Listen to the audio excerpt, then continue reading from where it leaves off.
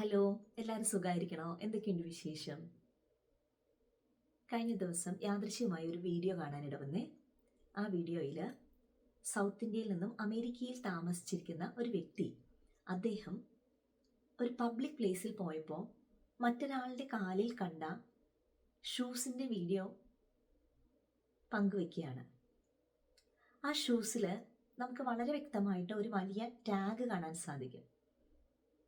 ഇത് കാണിച്ചുകൊണ്ട് നമ്മുടെ കഥാനായകൻ പറയുന്നത്, ഇത് പ്രൈസ് ടാഗ് ആണ്, പ്രൈസ് ടാഗ് പൊട്ടിച്ചിട്ടില്ല.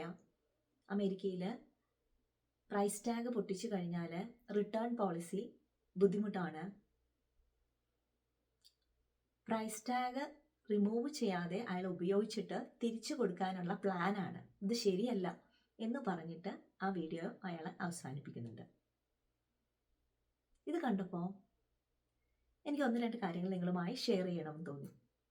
ഒന്നാമതായി, ചില ഹൈ എൻഡ് പ്രോഡക്റ്റുകൾ, പ്രത്യേകിച്ച് ഷൂസുകളിലും ബാഗുകളിലും ഇത്തരം നീണ്ട ടാഗുകൾ എൻ്റെ ശ്രദ്ധയിൽപ്പെട്ടിട്ടുണ്ട്. അത് പ്രൈസ് ടാഗേ അല്ല, ആ പ്രോഡക്റ്റിൻ്റെ ഫാഷൻ ഐക്കോണിക് സിഗ്നേച്ചർ എലിമെൻ്റ് ആയിട്ട് ആഡ് ചെയ്തിരിക്കുകയാണ്. അതിന് പ്രത്യേകിച്ച് ഫങ്ഷനാലിറ്റി ഒന്നും സാധാരണ ഇല്ല.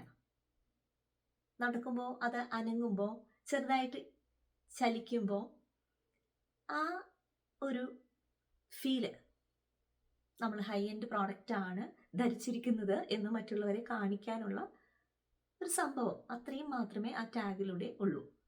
ചിലപ്പോഴൊക്കെ റീസെയിൽ വാല്യൂവിനും ഉപയോഗിച്ച് കണ്ടിട്ടുണ്ട് കേട്ടോ. അപ്പോൾ പ്രൈസ് ടാഗ് എന്ന് പറഞ്ഞ സാധനം പ്രൈസ് ടാഗ് അല്ല. രണ്ടാമത്തെ കാര്യം എന്താണെന്ന് വെച്ചാൽ, പ്രൈസ് ടാഗ് പൊട്ടിച്ചത് കൊണ്ട് റിട്ടേൺ സമയത്ത് ബുദ്ധിമുട്ടുണ്ടാകുമെന്ന്. അതും തികച്ചും വാസ്തവത്തിന് നിരക്കാത്തൊരു വസ്തുതയാണ്. ഇവിടെ ഇങ്ങനെ ഒരു സംഭവമേ ഇല്ല. ഇന്ത്യയിൽ ഒരിക്കൽ പോലും അനുഭവിച്ചിട്ടില്ലാത്ത, ഇനി ഒരിക്കലും അനുഭവിക്കാൻ സാധിക്കാത്ത അത്രയും നല്ല റിട്ടേൺ പോളിസികളുള്ള കടകളാണ് ഇവിടെ ഭൂരിഭാഗവും.